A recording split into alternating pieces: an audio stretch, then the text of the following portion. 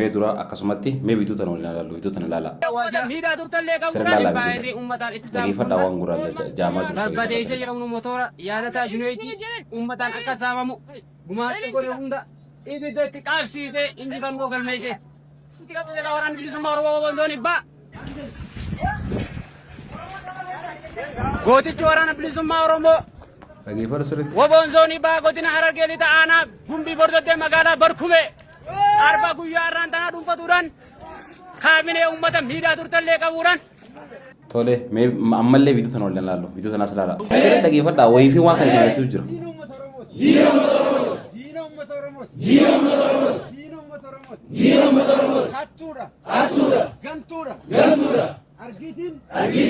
Jirtu.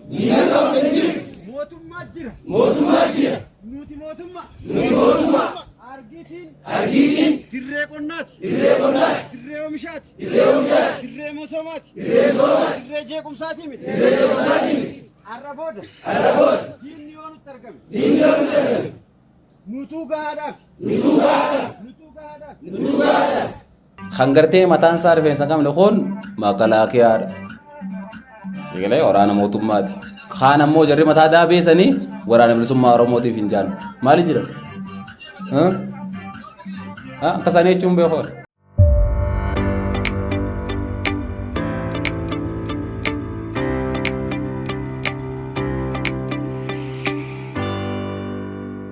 Salamtaa sin dadanne irra deebi'uudhaan harka fuunee kabajamtoota daawwattoota keenya bakka jirtanitti nagayaaf salaamun rabbii isin biraa haa jiraatu. Kan daawwachaa jirtan kun Oromiyaa Vision Miidiyaadha. Anammoo qopheessee kan isin biraan gahu Diinaa Wal Ahmadii. Viidiyoo tana akkuma agartanii turtanitti waa malee miti kan viidiyoo tana isin agarsiise. Jalqaba irratti viidiyoo waliin ilaalaa turre san waraanni bilisummaa Oromoo kan zoonii bahaa godina Harargee lixaa aanaa gumbii bordoddee keessatti akkanatti gartee kaabinee mootummaatii fi namoota tokko tokko qaqqabee akkasuma matoora tokko tokkos barbadeessee matoora yaadataa juneeydii gartee fuudhee uummataaf illee barbadeessee maal godhee injifannoodhaan gallee jirraa jira. Tattiyaan tokko maal jaa shaneen diina uummata Oromooti. Shanee ni barbadeessina. Shanee dura dhaabbanna. Kanaan booda nuti shaneedhaaf ni geenya. Shaneen hattuudha jechaa jiran. Dhagayaa turtanii muree qabaddaa dubbii. Akkaataan gartee khasaaraan guddoon ammaan tana Oromiyaa keessatti lubbuun hawaasa nagaatti dhumaa jirtu haala kana. Qumaara siyaasaa guddoo jidduu taphatamaa jira. Sirna dhaggeeffadhaa. Kan duraa aduu guyyaan magaalaa keessa deemee waraanni bilisummaa Oromoo kan zoonii bahaa godina Harargee lixaa aanaa gumbii bordoddee keessatti kanatti injifannoo galmeessaa jira. Jeeti aduu guyyaadhaan viidiyoo waraabee gadhiise. Tak waraanni bilisummaa Oromoo dhugumatti gartee aduu guyyaadhaan magaalaa keessa deemee ganda keessa deemee viidiyoo waraabaa. Biyya mootummaan qaama kana akka diinaatti gartee labsee halkanii guyyaa wal waraanaa jiran jedhamu keessatti aduu guyyaadhaan konfidensiidhaan akkasitti waraanni bilisummaa Oromoo magaalaa keessa deemee viidiyoo ni waraabaa. Gaafiin tun hunda keessan sammuu teessanitti akka isin dhagayamaa jirtu akka sammuu teessan isin gaafachaa jirtu shakkii isin irraan qabu. Lamadaas deebi'ee uummata kana kaabineen baastee ummata lammaffaa kana kaabinee mootummaa itti baastee gaggeessaa jirtu. Arsitti guyyaa waraanni mootummaadhaa quba ummata irratti gartee kana qalama warra leenjii fudhate warra maal jee warra walgahii dhufee gartee maal ta'e jeetee qalama qubarra godha. Galgala ammoo qaamni biraa deemee jeeti ummata sanirraa quba jiraa bulaa jaan. Amma wal hubachaa jirraa miti pooyintiin ana kaasuu deemu bakka tana. Kan guyyaa ganda keessa deemee aduu xaaraa saniin akkana injifannoon galle kayyusanoo haami. Warri asii ummata walii qabee kana gooyisu kunoo haami. Ummanni bakka tana jidduutti beekaa bakki ummanni itti dugugamaa jiru. Sirriitti sammuu ta'e kan qaqqabaa laala.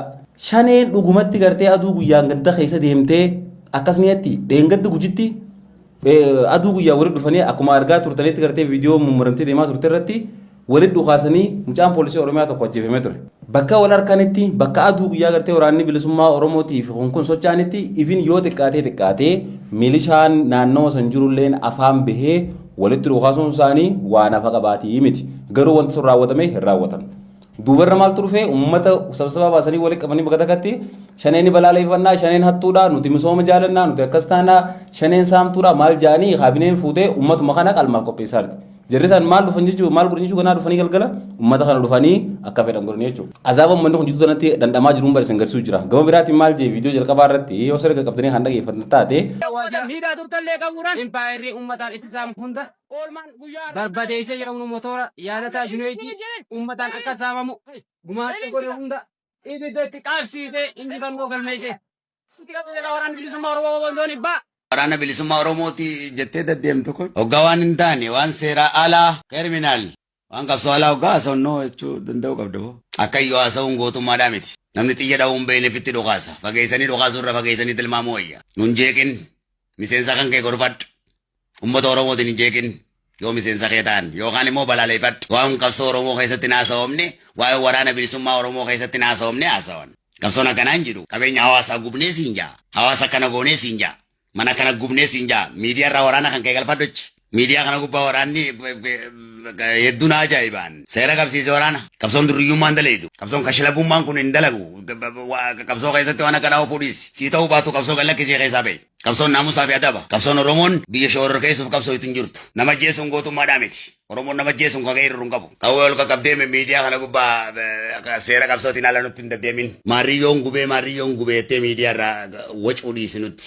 Seera qabsoo keessa kun hin jiru. Qabsoo ijoollee xixiqqishoo takka ooma ijoollee xixiqqishoo takka godhan Oromoo kana. Mootummaan Oromoo maatu xayyachaa ni jirraati ati maaliiti? Ati kan Oromoo qabeenya Oromootiin gubeen hin jettu kun maaliiti? Matumte kan kee. Naamusa kan kee qabadhuuti naamusaan qabsaa yookaan qabsooytu naamusaan qabsooyna. Akka nuti naamusaan qabsooynu nutti qabsaa'e. Matoora obbo Ayitaa Junaydii fuudhee uummata hafire akkanatti barbadeessinee jirraa jedhanii afaan isaaniitiin dubbatan. Jara keenya bu'aan gartee qaamni lamaanuu uummata miskiina kanaaf buusaa jira maali? Keessattuu isin warri bakka san jirtan ni beektan. Rakkoon kun rakkoon amma gartee as godina Harargee Lixaanaa Bordoteetti jaamu kun akkaataa jalqaba gartee itti wallagga itti kuftee cabxee daaraa taatee gartee zeerootti deebite san akkaataa ammaa kana. Taatiin gartee shawatti lubbuun uummataa meeqaa dhumtee namni jiraan gartee ibiddetti qabsiifamee aruusni guutuun gubatee uummanni qotiyyoo diboota qabatee karatti yaa'ee rabbii jaaloluu raraa baajee itti firraa maganfatee kasi bu'aa ture haala kanatti eegalte. Ta'arsii gartee amma waliin dhawanii uummanni diree buqqee kasi facaa jirus haala kanatti eegalte. Laala gamni lachuutu uummata kanaaf yaadanii waan kana waan godhatan isin fakkaata. Qaamni aduu guyyaan uummata keessa deemee gartee akkas goonee jira ililchi maalchu ayyoon sayyoo ililchite kam taati?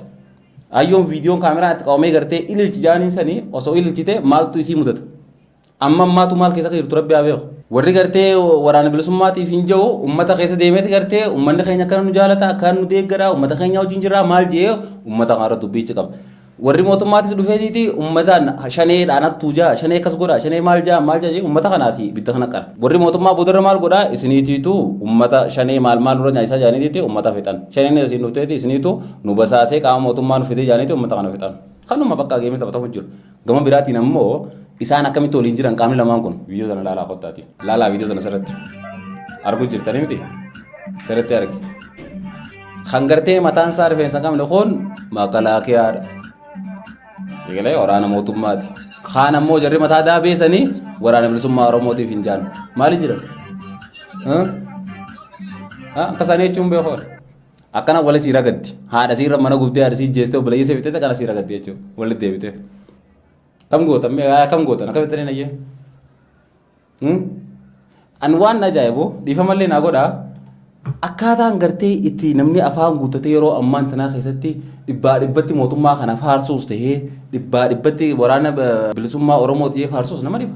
Qaamni lachuutu gartee qaama uummata kanaaf balaa malee faayidaa hin qabne ta'anii jiran. Tana bara jirma sararee walitti himuudhaa bara. Mootummaanis yoo dhugumatti mootummaa ja'amu san taate dheengadda hoggaa gartee namni meeqa karaa Harargee fi Adaamaa hedduutti akkasitti dhumaa ture san maal godhe? Uummanni bal'aan gabbee kana boo'ee imimmaan xuruurfatee osoo waa takka hin godhaniif uummata sanii guyyaa silaa koomishiniin poolisii federaala Itoophiyaa ibsa baasellee qabanii karaa irratti nama ajjeesan akkasii miti.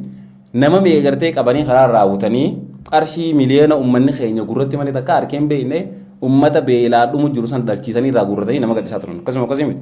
Arsitti dila musiibaan tun buutee kanatti namni turaaftee gartee dirree irra yaa'ee kana beeltii fixu jirtu kana mootummaa yoo dhugumatti uummata kana yaadu taate eessa jira. Eebara osoo waliin sobne mootummaa waan kanarra turee wanti jennee gartee lafa keenya jiraatte ragaan miidiyaa mootummaa gubbatti ol ba'u jiraate kana ni agarraa min hundinuu gaffidanii haalaallu waliin hin jiru. Mootummaanis uummataaf hin dhaabbadeeti as deebi'ee gartee uummatuma kana isiniiti shanee isa jee uummata kana fedha. Ifii deebi'anii maal godhan guyyaa akkanatti oltee jechuudha.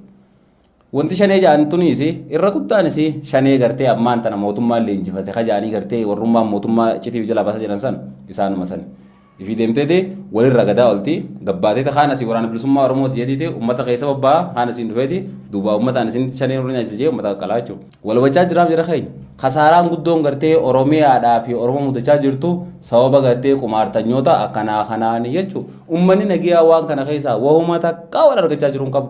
Kamataa daabee godhee gartee siifiin qabsaa waraana bilisummaa keessatti jee deemus yeroo ammaan tanaa keessatti uummata kana balatti buusu jira malee faayidaa inni buusuuf hin jiru. Inumaatu mataan daabeen dur gartee dhugumatti waraana qulqulluu saniitiitu mataa kana daabee godhata. Amma maal ta'e waraana mootummaa keessaa namoonni filamee mataan daabee ta'e kun wagayyaa. Hoggaa waraana mootummaa ta'e walitti dhufan salaamtaa walii kananii wal bira qotan. Maqaa isaanii kanaanii siyaasaan meeqa uummata irratti dalagamti jechuudha. Digalee uummata kan balaa kana hunda fudhatu. Walii gadi jirraa miti. Qaamni gartee silaa waraana bilisummaa Oromoo ja'aamusanii hangummaan silaanii jirra jee haawusanii as jalatti gartee sababa kanaan isaanillee maqaan badii isaanillee maqaballee isaan irra ga'uusan irraa seef godhuudhaaf jecha gad deebi'anii uummatatti balaa buusan. Waliigalaa jirraa miti. Wallagga keessatti waan tahaa ture waggoota 7-8 dabaran kana keessa nama argaa ture. Guyyaa tokko namni gartee uummata san akkamitti jiran jee dirmatee takka illee hin jiru. Maaliif qumaaraa turre dalagamu jira bara qumaara jechuun beeku waan walii galtanii daleetti jechuudha. Akkasuma miti qumaarri bara osoo waliin galanii miti akka dalagamu. Irratti walii galameeti gartee tamni san takka jee eegalee uummata cabsuudhaaf jalqabe waan taateef walitti akka wantummaan ati dirmattee furmaata bituu takka illee hin jirtu. Haatitti iyyattuus kana honoo. Amma uummanni jara boodaa kana keessaa hagamanaa kanatti yaammata waraana mootummaa kana. Akkana taanee irraa dhorkii jaan. Kun isa wala guyyaa isaanii hojii oola.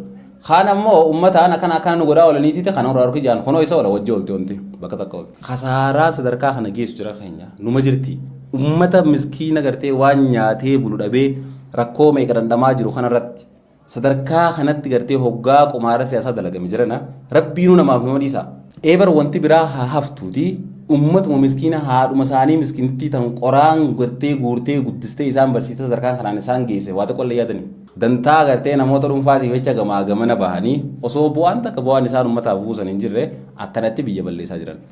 As keessatti mootummaan silaa mootummaa jaame ammoo gaheen isaa kan jira gartee waraana bilisummaa Oromoo jaaniin kanarraa dachaadhaan caala. Maaliif mootummaadhaa biyya harkaa qabaa waan hunda harkaa qabaa uummata kanaaf gattaa'ee mariidhaan dubbii tana muree murteessee nagee uummata kanaa kannuu ka danda'u mootummaadha. Warri gaara jiru barsilaa'oo qaamni riphee tokko aangoo sin qabu wanti inni godhu danda'u takkitti maali badee balleessu. Qaama badee balleessuudhaaf ammoo gaara jirurraa waan gaarii eegee mootummaa yoo isaan haamataan moo qabatanii hajuu taate hin taatu. Kana niin fixettus uummata fixa malee isaan fixuu hin dandeessu. Karaan takkittiin gartee ati furmaata fixuu dandeessu maali?